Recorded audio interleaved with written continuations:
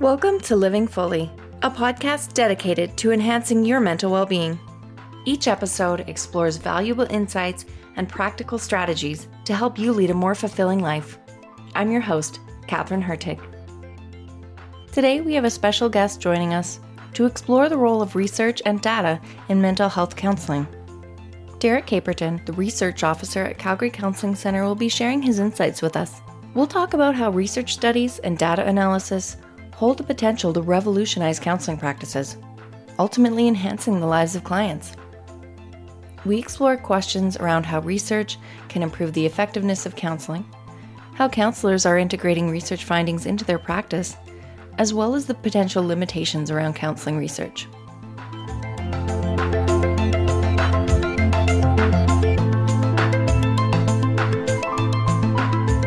I'm here today with Derek Caperton, and he is the research officer at Calgary Counselling Centre in Counselling, Alberta. Thanks for joining me today, Derek. Thanks, Catherine. Happy to be here.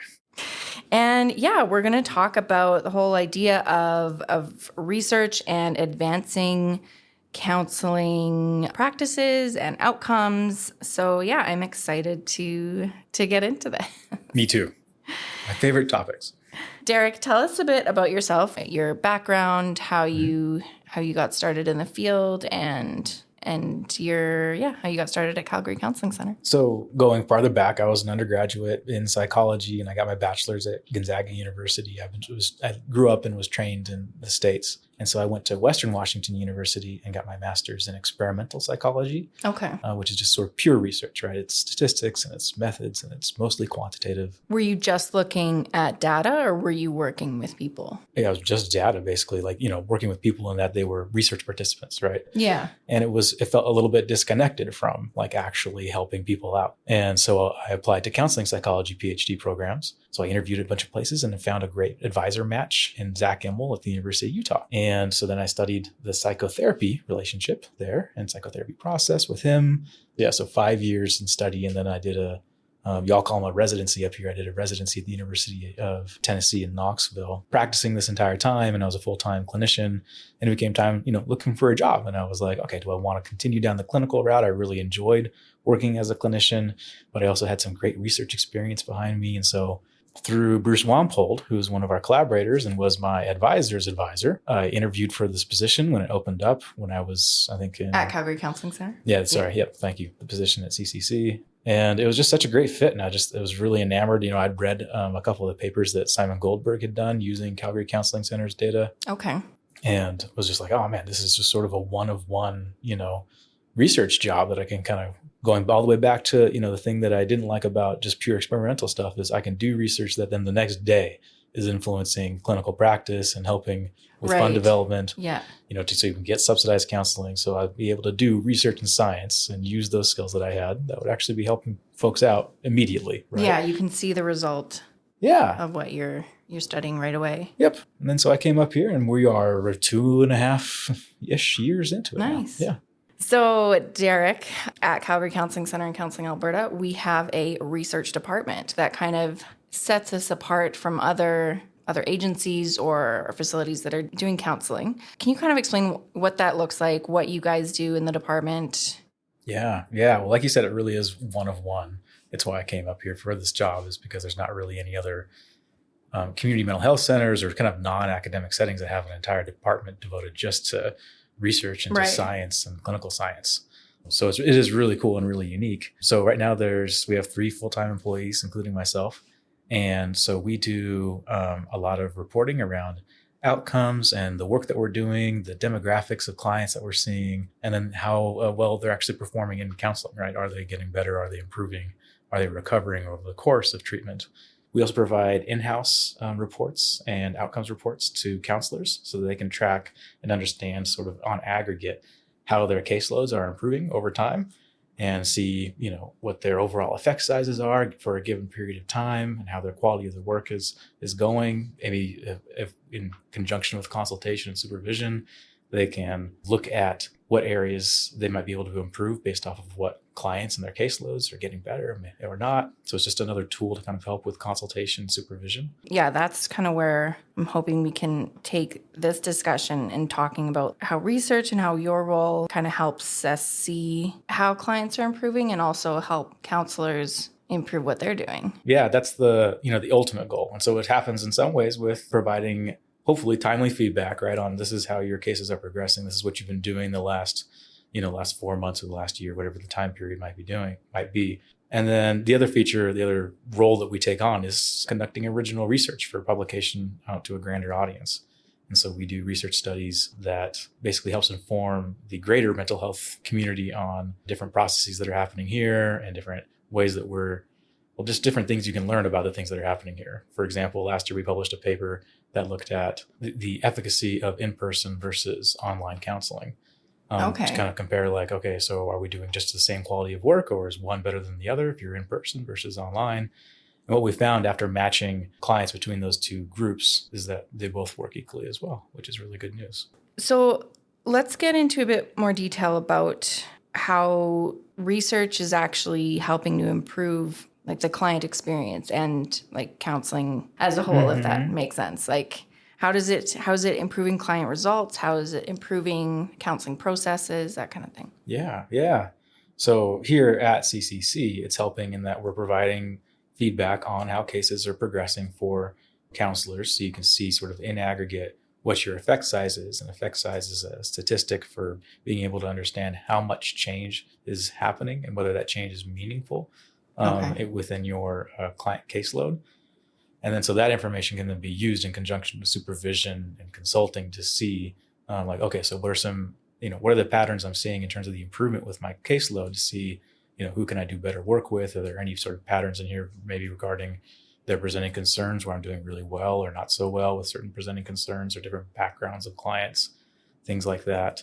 Counselors also get sort of a feedback report that happens with every single client, but it's basically a tool that allows therapists to track when a client comes in for their first session, what sort of trajectory of change you would expect them, what the pace of improvement would be from a session to session basis.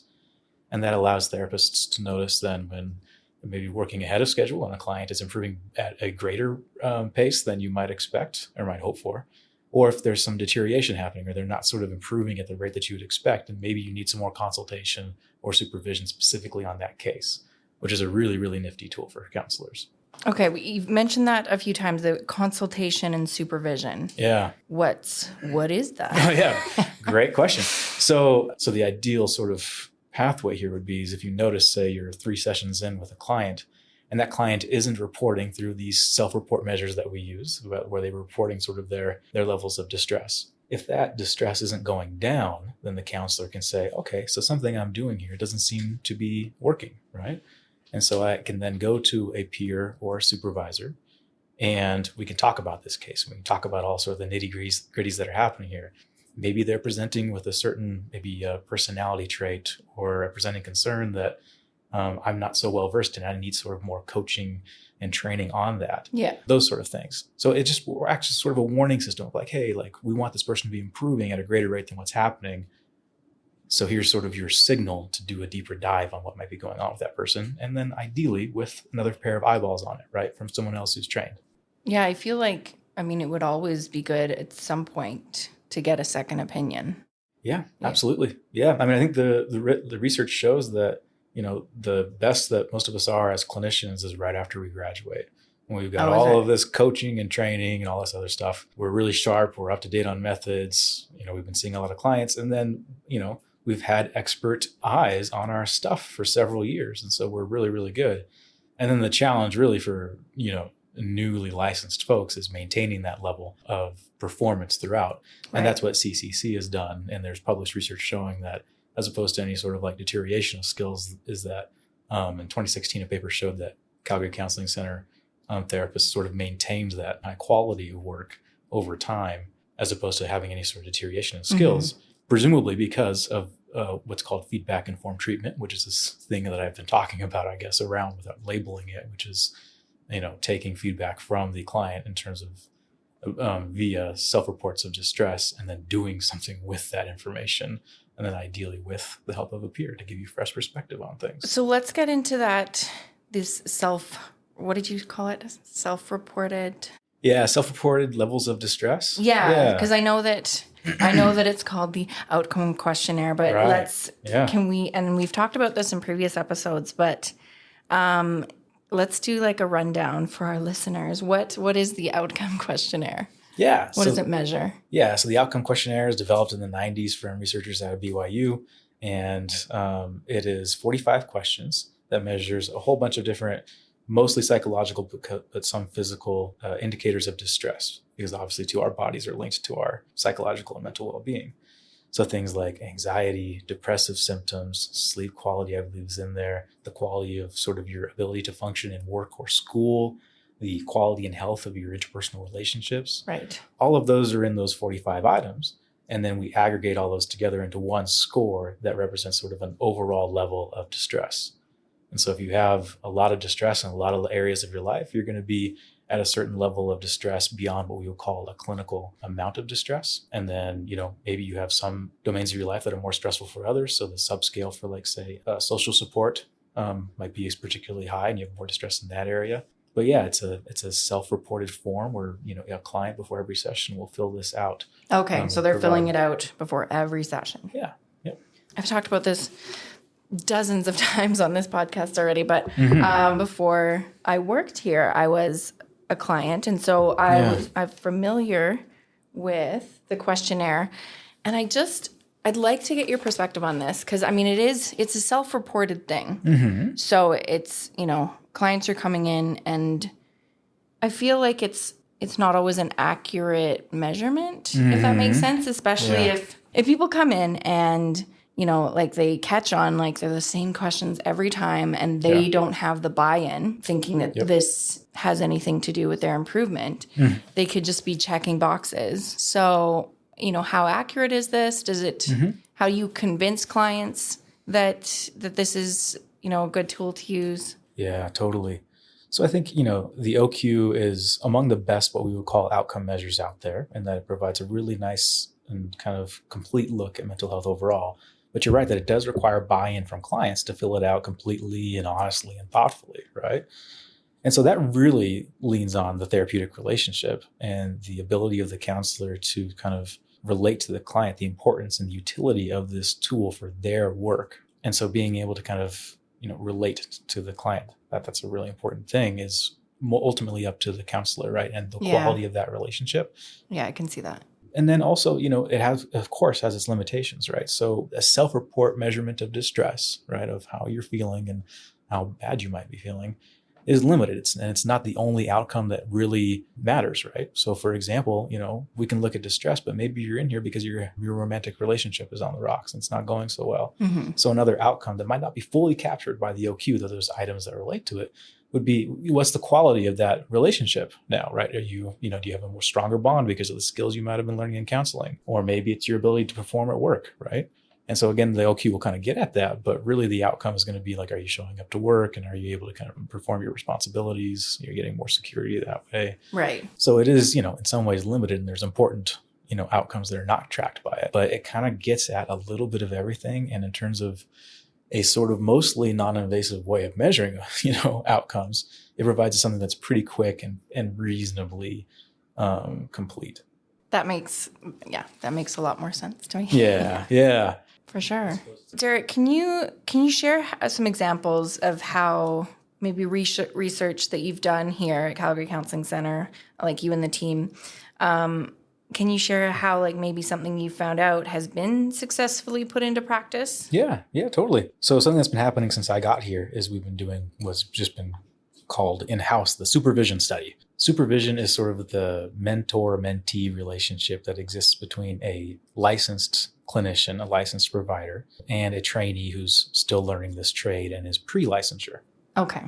And I guess that's something that we can kind of explain, is that another thing that sets Calgary Counselling Centre apart is that, we have these licensed counselors, but we also train Yeah. we train counselors as well. Yeah, it's a big training center. Yeah. Yeah, I think we have over 100 trainees that come through the door every year. Yeah. Anyway, sorry. Back to no the problem. supervision study. So it's really important, right? So the supervision study and supervision in general is how we get quality clinicians into the field, right? Is based off of the quality of their, their training program and their classes, of course, but then also their clinical experiences during that placement. And so CCC invested a lot of time into this study about clinical supervision that compared 3 different types of clinical supervision. And we put them head to head by having different supervisors be coached up by experts in those 3 different types of supervision. And then we tried to see kind of downstream, so multiple layers later. So going from the supervision coach at the highest level to the supervisors, to the trainees, and then all the way down to the clients and then their outcomes to see if we could see any downstream effects and differences between those supervision approaches. And what were these approaches? What were the differences in them? So one of them was a very skills-based approach, which is about sort of getting practice and getting reps at the scenarios that you find yourself in as a clinician. So that was one of the areas focused on practicing skills. Another one of the areas was leveraging sort of what is the in-house sort of supervision as usual process that's been here at CCC for several years, which is really leveraging feedback-informed treatment, right? And so that's kind of what I described earlier around a supervisor and a supervisee working together to look at the shape and the trajectory of outcomes. So how a client is improving or not, and then really focusing in on those folks that need some more help and trying to help sort of punch up that quality of work with that particular client, and using the expertise of the supervisor to help influence sort of the path and the interventions that might be used in counseling by the supervisee. Okay. And then the third arm was what we called competency-based. And so that's sort of the method that I was trained in the States, which is sort of like this gold standard way of just going through and understanding a bunch of different kind of competencies and skills you need in general to be a good practitioner of psychotherapy, and conversations and training around difficult conversations, like say around traction with a client or something like that. And so it's much more about sort of learning these things. You're not necessarily practicing the skills, but you're learning a lot about the different things that might be happening as a clinician, and giving the supervisors the best skills possible to help coach supervisees through those different possibly sticky situations.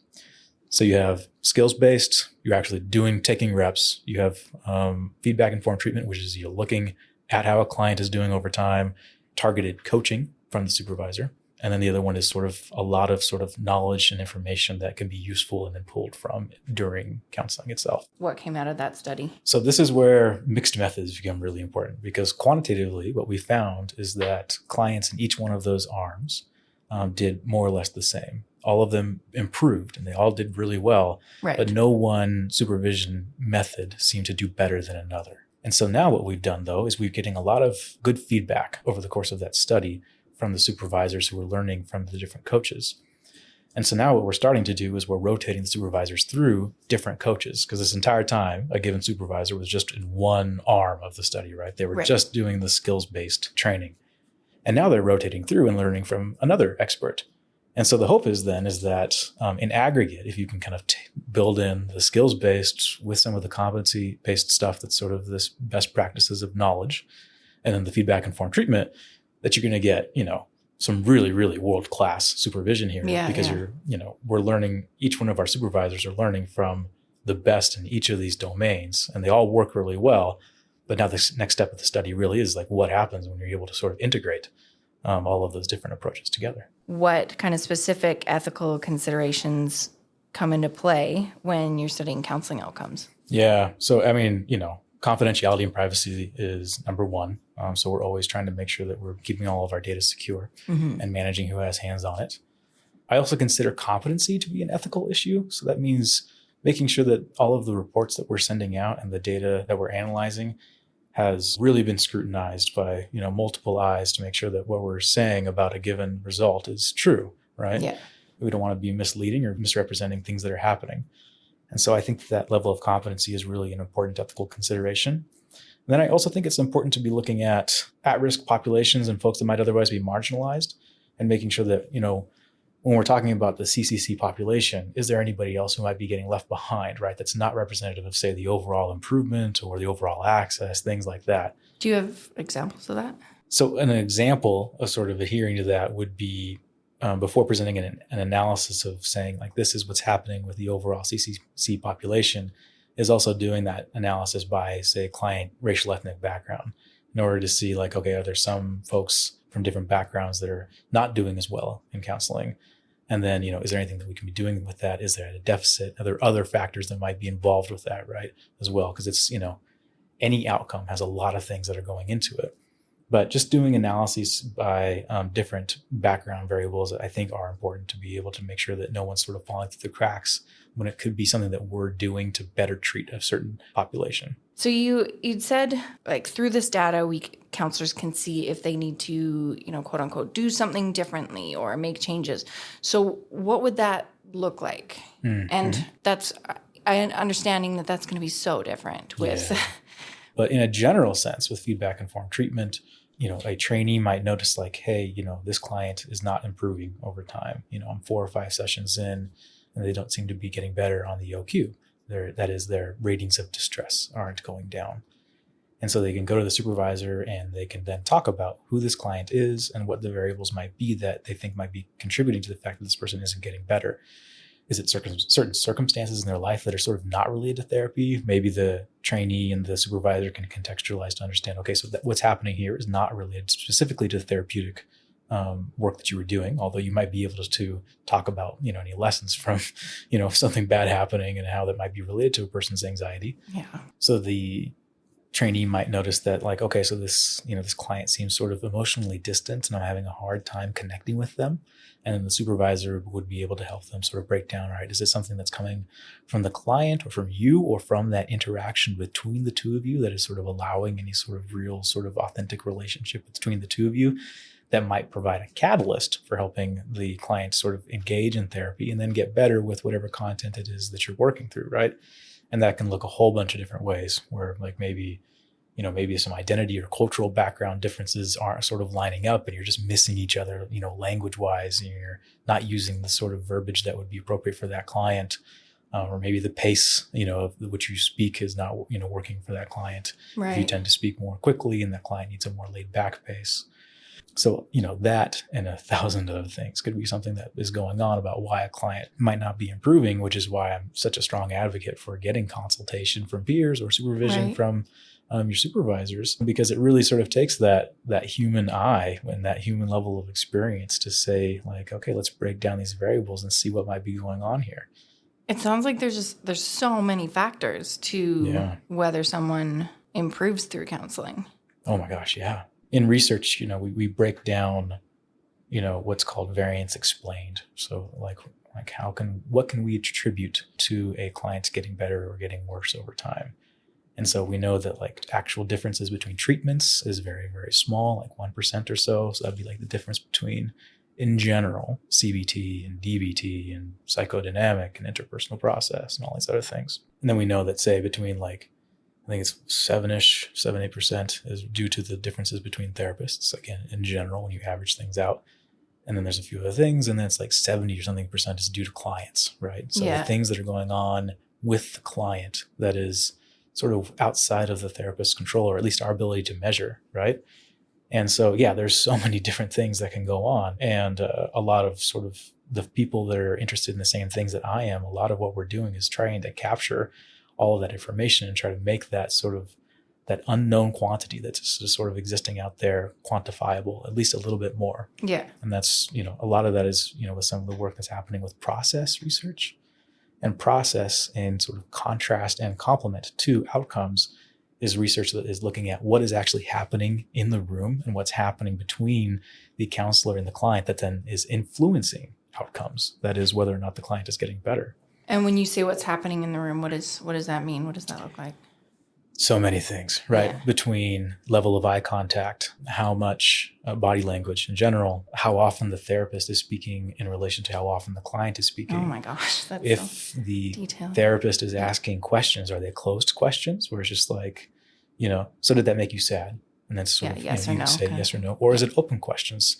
Tell me more about that sadness, or, where are you feeling that in your body? Allowing some more sort of broader conversation on what that experience is if you're interested in focusing in on sadness, right? All those things and, so much more is what would be considered what's happening in the process. And I should note too that CCC does measure process using what's called the SRS, which is session rating scale. Yeah, thank you. Yeah, the session rating scale. I have so many measures in my head that I'm like, wait a minute, which one is that in the acronyms? So the SRS is a measure of, in general, alliance in the therapeutic relationship. And it's sort of our best predictor of outcomes. And that is, asking clients, how much do you believe in the expertise of your therapist? How much do you like your therapist? How much do you feel like they understand you and are able to empathize with you? How much do you buy into the plan that you and your therapist have? And those things are really, really, really important. And when I was practicing, getting that sort of feedback was gold to me, to be able to see like, oh, like I got kind of a lower rating from my client last week on agreement that we're on sort of the right track and we're using a plan that they buy into. I mean, that's what I'm opening up my next session with, right? Is like, okay, well, let's get on the same page about a plan that feels good for both of us, as we're trying to help you get better. That was another thing as a client. And again, I mean, this is going to be so different for everyone coming in, but I felt like, and maybe this is a Canadian thing too, like trying to be polite. I found when I got that, it was a bit uncomfortable because it's like the person is in the room next to me and I'm kind of rating them how they did. Yeah. And so it felt awkward to give them anything but like a rave review. Does that make sense? Totally. Yeah. Yep. And a common issue, right? Yeah. People want to be nice to their therapist and give them a good review. We have what's called a ceiling effect with that measure. So it's a score out of 40. And in general, the average is, 37. Oh, is it? Yeah. So there's not a whole lot of variance, in part because of what you're observing here of like, well, I don't want to diss my therapist. We're working together. Right. And even, and as a client, when I've been filling out things like that, at different centers, I've been like, well, I can empathize with, and I might not agree 100% with the plan, but I get where they're going. So I'll give them the maximum score. Right. And that's really easy to do. But I mean, as a clinician, I certainly always appreciated whenever I got a lower score on something and it meant something that's like, oh, this is, if this is authentic and this is really something that we can actually pure change. Gold. Yeah. Pure gold. I never got offended by it. Like if I ever got a lower score on something, it was more like, oh, perfect. Now we have something to leverage, right? In order to hopefully improve what a client is getting out of this experience, right? But there's a lot of variables that go into it, many of them outside of our control. Totally. When we talk about measuring the effectiveness of counseling, so I don't know whether someone is benefiting, I don't know if that's the right term. What does that process look like? There have been, so the measure that we use, the OQ45, is very, very well studied. And we have a big sample of people from places all over the world that help us understand sort of what the markers are for what we would consider to be reliable improvement. The OQ is measured in a number of points. And we know that, above 64 points is what we consider to be clinically distressed. If you answer all the questions and you have more than 64 points, you're sort of at this clinical level of distress that's sort of warranting professional help. Okay. And so we're able to further describe improvement for clients based off of how many points they improve by, right? And so that number is 14 points over the course of treatment. So we consider reliable improvement to be wherever you started out, if you improved by 14 points or more, that's considered something that's, that's meaningful change that happened over time and is something that we can trust as something that'll be also resilient going into the future. Is it like you reach 14 points, then, your counselor recommends that you don't need counseling anymore? Or does the counselor want to see that kind of 14-point change over a certain period of time? Like, does that make sense? Like, see it after a few sessions? Yeah. I mean, it has to be something that's sort of, again, we talk so much about how sort of specific and personalizable this is to a client. So 14 points might mean something for one client and 14 points means another to someone else.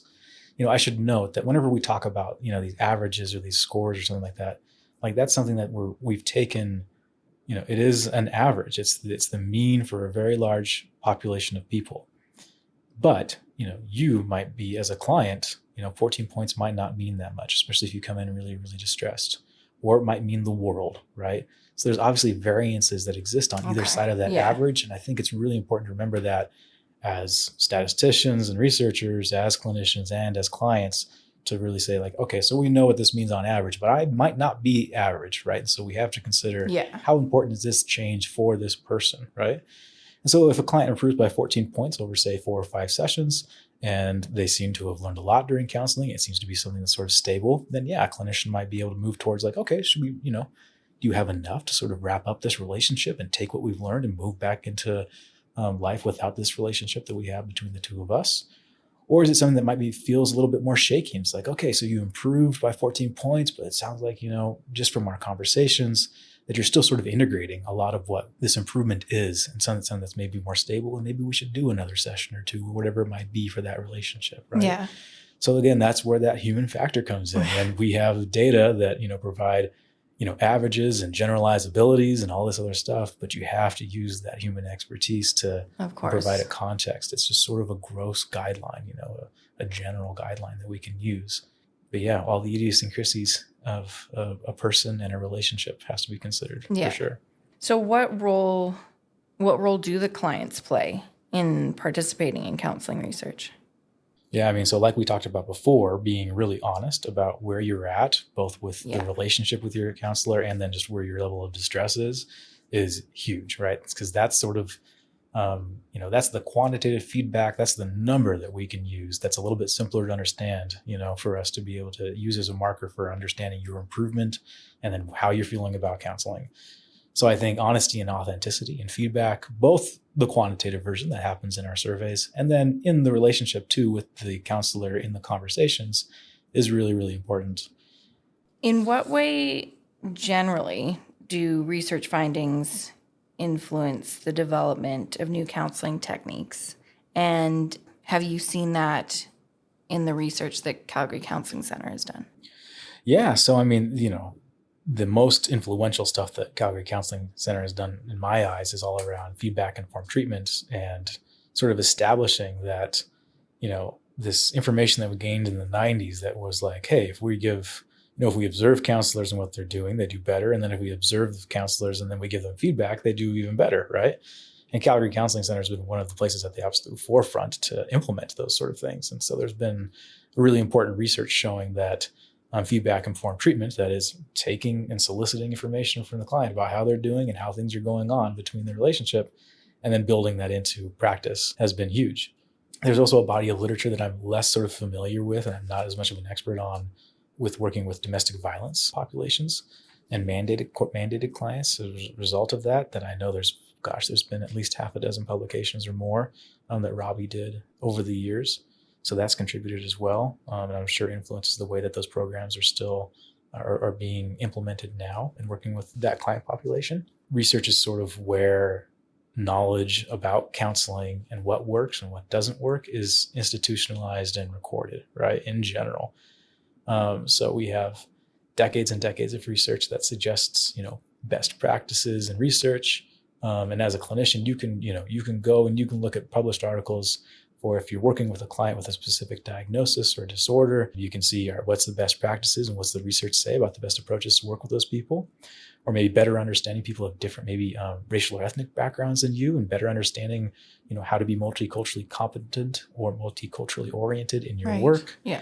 All of those things can influence it. You can learn more about new different types of treatment. Like, if you want to learn more about what are sort of the treatments that have the best efficacy for working with, say, just, major depression, for example, right? And so you can look at that published work. Yeah. So, you can also too read about, say you've mostly been working with individuals your entire career, but you'd like to start practicing with couples.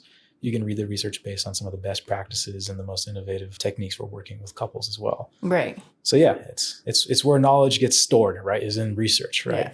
Yeah. Are there any studies or projects that you guys in the research department are working on right now that you're really excited about?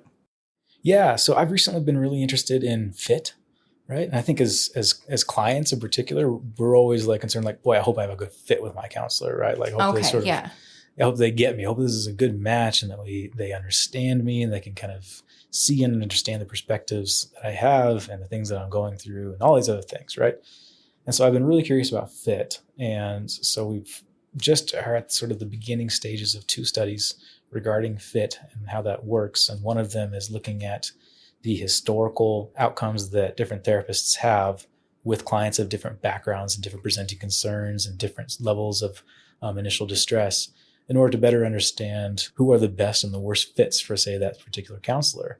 And so that's something that's really interesting because we can then learn about maybe some areas that counselor or that trainee can be trained more in, right? If they have a certain deficit in a certain area, or maybe understand better their strengths, say they work really well with certain people. Some of my favorite research recently has been around matching counselors based off of their documented ability to work with different presenting concerns. So it's a really, really simple idea. I'll break that down a little bit. But so say, you've seen 250 clients, working at a certain center. And what we found is that you are really good at working with clients who present with high anxiety. Okay. And so this one research study did was Michael Constantino out of UMass Amherst and his colleagues found that is if you just pair up, the counselors that are really good with a certain presenting concern with folks that have that presenting concern, they're going to do better than just sort of assignment of clients to counselors as usual using, client preferences and whatever might be sort of the usual method for other community mental health centers. Yeah, that makes sense. It makes perfect sense, right? But again, it's sort of, we needed to document that to do anything with it, know? And so he did the trials that have sort of demonstrated like that does move the needle, which is always the holy grail for us and psychotherapy researchers, like what is actually helping people get better. And this is one of those things. And so in thinking about that, I wanted to do research like that here at CCC, but first sort of looking back and seeing like, okay, are there particular patterns or do we have certain strengths or areas of growth for our counselors? And learning more about that. So again, that we can help out people to sort of train them up. Or maybe if we want to way down the line, this is going to require a whole lot of extra research and implementation science. Or about, assigning clients that come in to people that we think are going to be really good matches because they've worked well with clients like that in the past. So that's one study that we're looking at that again sort of is looking at all the dynamics that go into fit. I'm really curious about. Do we know anything at the moment? Like what kind of contributes to a good fit? So we've run some initial analyses and I want to kind of strengthen them up before I really trust those data. Yeah. But like for one example, one thing that we're seeing now in these early analyses, so grain of salt, is that there does seem to be a difference in how much comfort and ability different therapists have in working with clients with high suicidality. Like there actually seems to be some differences there where some clients are really good working with folks who are coming in with suicidal ideation and some folks not so much. So like that's one, sort of client demographic that's existing at intake that if that result turns out to be robust and we have to slice it 100 different ways before I really trust it, could be a useful thing for training for folks that aren't doing so good with folks who come in with high SI, suicidal ideation, and then maybe pairing up folks who are like, oh, they're just rock stars when working with folks who are dealing with that sort of tough space to be in. Right. We should give those folks to those clinicians. But yeah, it's a really multifaceted thing to kind of go from initial analyses and exploration of these data and these patterns all the way to implementing it as something that's a procedure used. And we're at the very early stages of it, but it's worth exploring, I think. Maybe this isn't the right question for this discussion, and it's one to like talk with like an actual counselor about, but how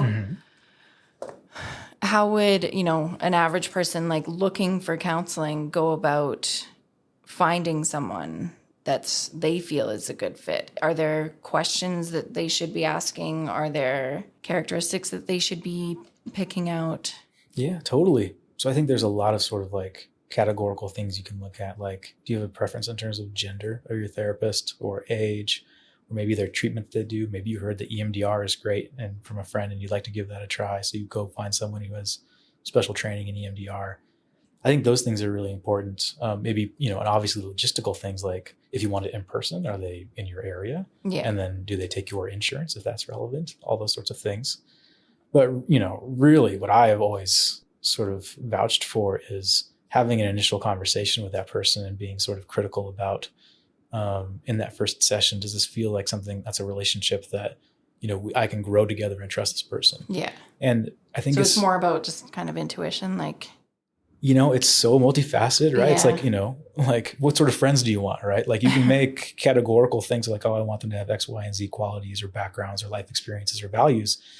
But at some point, you're going to have to, for lack of a better term at the moment, pass the vibe check together. Yeah, totally. Right? Yeah. And so I think sitting down with a given counselor and being open to like, what is the possibilities that exist in this relationship between the two of us, and also recognizing, and I think this is really important, that no relationship is perfect. Of course. And I think sometimes it's really easy to be, I'm this way, as a therapist who's, also been a client, like I can be super critical of my therapists, right? Of just recognizing like, okay, a lot of at least half of this is me, right? So I have to be in a place where I'm open to working with somebody who might not be a perfect fit, but they're going to get the job done. So let me invest in this. Right. Because me, and I'm sure other folks too, have the temptation to just hop, right? And just transfer. But a lot of the gain is going to happen from investing in that relationship, whether it's absolutely picture perfect or not. Yeah.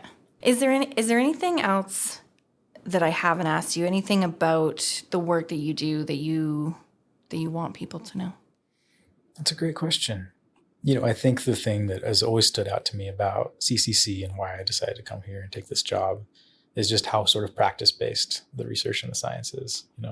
We have 3 full-time employees that are really busy. We're working on stuff all the time to be able to supplement the quality and the amount of counseling that's happening. And so, Yeah, because at the end of the day, it's about improving the process for the clients, right? Yeah, absolutely. Yeah. It's this, this overarching task of the entire field, which is, how do you better serve the mental health of the people that are walking through your door? Yeah. And it's a really complicated and demanding task, but it's also really, really, really engaging and fun because it's so hard, right?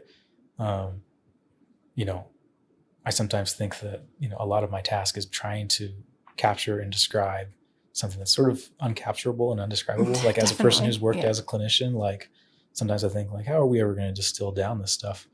But, the hope is that you're able to move the needle a little bit, give counselors a little bit more context so that they can make, say that right thing at that right time, that one time, and hopefully that helps out somebody down the line. Thank you so much for chatting with me today. This is a topic that I didn't have a great grasp on it, and I somehow feel I have an even less of it because it's just so complex. I'm so glad I could help. No, but thank you, and thank you for the work that you do, and yeah. Thanks, Catherine. It was fun. Good chats. Excellent. You've been listening to Living Fully. Thank you for tuning in. This episode was produced by Gus Hunt, Nick Here, Louisa Campos, Jana Forbes, and by me, Catherine Hartig. A special thanks to Derek Caperton. To stay up to date on our latest episodes, be sure to subscribe. We're available in your favorite podcast app. Living Fully is a production of Calgary Counselling Centre and recorded in Calgary on Treaty 7 territory. Living Fully podcast is not a substitute or alternative for professional care or treatment. Calgary Counselling Centre and Counselling Alberta provide effective counselling for anyone in Alberta with no waitlist and no financial barriers. Find us online at calgarycounseling.com or counselingalberta.com. For help across Canada and the United States, call 211. If you are outside of Canada and the US, seek help from your general medical practitioner.